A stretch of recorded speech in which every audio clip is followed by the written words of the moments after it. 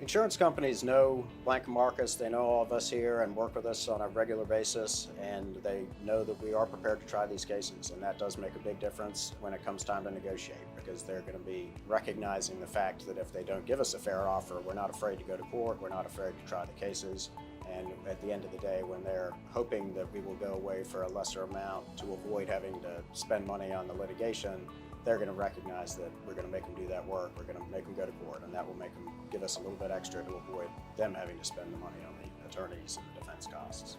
Well, the first thing we do is liaise with the insurance company and let them know we're representing our client so that the client doesn't get any more phone calls, isn't harassed anymore by the insurance adjuster trying to shove a lowball settlement down their throat. Once we've done that, we obtain all of their medical records and submit it to the insurance company for a settlement.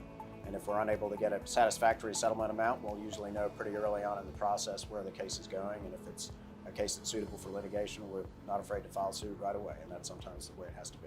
Typically, when we first hear from a client, our primary goal is to get the facts, get the basic facts to know what kind of case they have, whether or not they're going to have a case, what sorts of injuries they have. And then the first job is to get them into the office and sit down with them and go over a lot of these same details again. Go over the accident facts and capture all those details that sometimes get lost to time if we wait too long.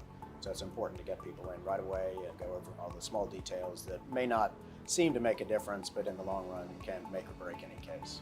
We try to communicate with our clients as much as humanly possible. We want to make sure they're fully abreast of all the developments in their case. We do that often by sending them copies of things, a lawsuit if we file that, or a demand package to the insurance company. But we'll also follow up with them by phone or by email quite regularly to see how they're doing, see how their cases or treatment is progressing. Communication is very important.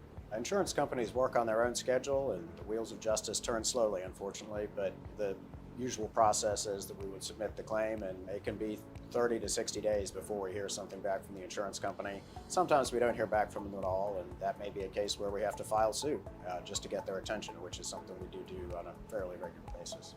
All of our consultations are free. We work on a contingency fee basis, so no attorney's fees are due until the very end of the case when we reach a settlement or obtain a verdict for the client.